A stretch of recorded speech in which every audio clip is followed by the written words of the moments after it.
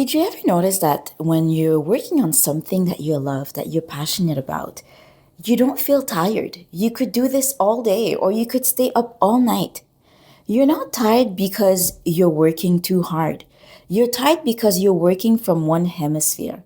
Let me tell you something, and that's going to change everything, and it's also going to explain why you're not tired when you're doing the things that you love doing.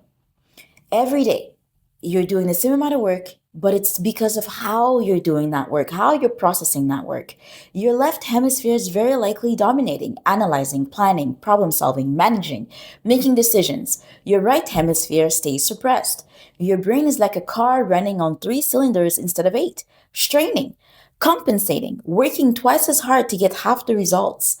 But when both hemispheres are active and balanced, when you're using your analytical mind and your intuitive mind, when you're accessing your logic and spatial awareness, work doesn't drain you the same way because you're using your full capacity instead of overworking one side. The most energized, productive women I know are the ones doing less.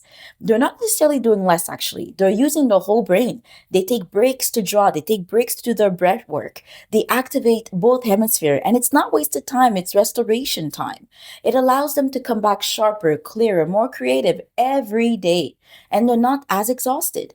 Because maybe it's time to ask yourself, am I using my whole brain or just half of it?